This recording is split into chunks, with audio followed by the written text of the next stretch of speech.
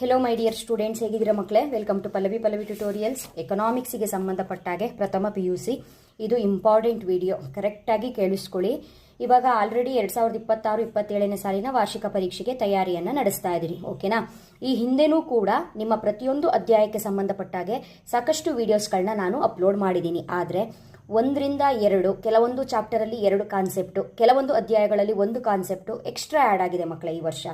ನೀವೇನು ಮಾಡಬೇಕು ಅಂತ ಹೇಳಿದ್ರೆ, ಈಗ ನೋಡಿ, ಮೊದಲನೇ ಅಧ್ಯಾಯ ಪೀಠಿಕೆಗೆ ಸಂಬಂಧಪಟ್ಟಾಗೆ ಎಲ್ಲ ಬಹುಮುಖ್ಯ ಮಾಹಿತಿಯನ್ನು ನಾನು ಶೇರ್ ಮಾಡಿದ್ದೀನಿ. ಅದು ವಿಡಿಯೋ 1ರಲ್ಲಿ ಸಿಗುತ್ತೆ, ಆಯಿತಾ?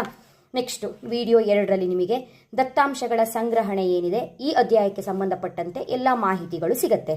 ಈ 2 ಅಧ್ಯಾಯಗಳಲ್ಲಿ ಯಾವುದೇ ಲೆಕ್ಕಗಳು ಇರೋದಿಲ್ಲ.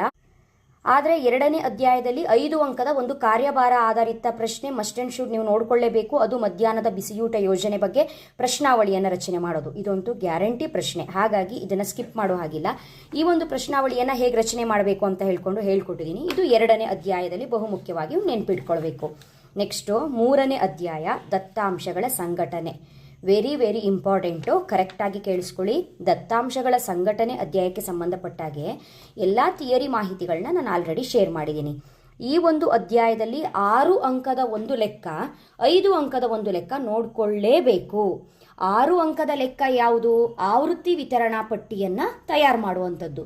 ನನ್ನ ಚಾನಲಲ್ಲಿ ಆವೃತ್ತಿ ವಿತರಣಾ ಪಟ್ಟಿಯನ್ನು ಹೇಗೆ ತಯಾರಿಸಬೇಕು ಅಂತ ಹೇಳ್ಕೊಂಡು ಆಲ್ರೆಡಿ ನಾನು ಹೇಳ್ಕೊಟ್ಟಿದ್ದೀನಿ. ಆದರೆ ಇಲ್ಲಿ ನೋಡಿ, ಕಾರ್ಯಭಾರ ಆಧಾರಿತ ಪ್ರಶ್ನೆ ಇದೆಯಲ್ಲ, ಇಲ್ಲೇನು ಮಾಡಬೇಕು ಅಂತ ಹೇಳಿದ್ರೆ, ಆವೃತ್ತಿ ವಿತರಣಾ ಪಟ್ಟಿಯನ್ನು ತಯಾರು ಮಾಡಿಕೊಂಡು ಅಲ್ಲಿರುವಂತಹ ಇಲ್ಲೇನು ಕೊಟ್ಟಿದ್ದಾರೆ ಪ್ರಶ್ನೆಗಳಿಗೆ ಉತ್ತರವನ್ನು, ಅಲ್ಲಿರುವ ಮಾಹಿತಿಯ ಆಧಾರದ ಮೇಲೆ ಈ ಪ್ರಶ್ನೆಗಳಿಗೆ ಉತ್ತರವನ್ನು ಬರೀಬೇಕು.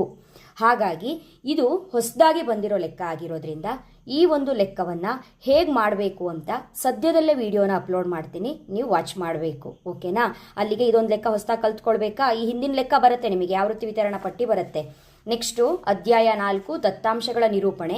ಈ ವರ್ಷದ ಸೀರೀಸಲ್ಲಿ ನಾನು ಇನ್ನೂ ಇದಕ್ಕೆ ವಿಡಿಯೋ ಮಾಡಿಲ್ಲ, ಬಟ್ ಹೋದ ವರ್ಷ ಅದ್ರ ಹಿಂದಿನ ವರ್ಷ ಸಾಕಷ್ಟು ವಿಡಿಯೋಸ್ಗಳು ಬಂದಿದೆ. ಸದ್ಯದಲ್ಲೇ ಇದಕ್ಕೆ ಥಿಯರಿ ಇನ್ನೊಂದ್ಸಲ ಈ ವರ್ಷದ ಮಕ್ಕಳಿಗೆ ಅಂತ ಹೇಳ್ಕೊಂಡು ರಿಪೀಟ್ ಮಾಡ್ತೀನಿ. ಆದರೆ ವೆರಿ ಇಂಪಾರ್ಟೆಂಟ್ ಪಾರ್ಟ್ ಇಲ್ಲಿ ಬಂದ್ವಿ ಮಕ್ಕಳೇ. ಈ ಒಂದು ವಿಡಿಯೋನ ಆದಷ್ಟು ಶೇರ್ ಮಾಡಿ ನೋಡಿ. ಈ ಪಾಠದಲ್ಲಿ ಸ್ತಂಭ ರೇಖಾಚಿತ್ರ ರಚನೆ ಮಾಡಿ ಅಂತ, ಆಯತ ಚಿತ್ರ, ಆವೃತ್ತಿ ಬಹುಭುಜಾಕೃತಿ, ಆವೃತ್ತಿ ವಕ್ರರೇಖೆ ನೋಡ್ಕೊಳ್ಳಿ. ಇಲ್ಲಿ ಸಂಘಟಕ ಸ್ತಂಭ ರೇಖಾಚಿತ್ರ, ಚೂಪು ಚಾವಣಿ, ಅಂಕಗಣಿತೀಯ ರೇಖಾ ನಕ್ಷೆ, ಪೈ ನಕ್ಷೆ, ಇಷ್ಟು ಕೂಡ ನೀವು ನೋಡ್ಕೊಳ್ಬೇಕು. ಇದು ಎಲ್ಲ ಟಾಪಿಕ್ಕು ನೀವು ಜಸ್ಟ್ ಪೈ ನಕ್ಷೆ ಅಂತ ನನ್ನ ಚಾನಲಲ್ಲಿ ಕೊಟ್ಟರೆ ಬರುತ್ತೆ. ಅದೇ ರೀತಿ ಇಲ್ಲಿ ಇವಾಗ ಏನೇನು ಟಾಪಿಕ್ ಹೇಳಿದೆ ಇಷ್ಟೂ ಲೆಕ್ಕಗಳನ್ನ ನಾನು ನಿಮಗೆ ಅಪ್ಲೋಡ್ ಮಾಡಿ ಕೊಟ್ಟಿದ್ದೀನಿ. ಇಷ್ಟೂ ಲೆಕ್ಕಗಳನ್ನ ಮಸ್ಟ್ ಆ್ಯಂಡ್ ಶುಡ್ ಕಲ್ತ್ಕೊಳ್ಳಿ. This is very very important.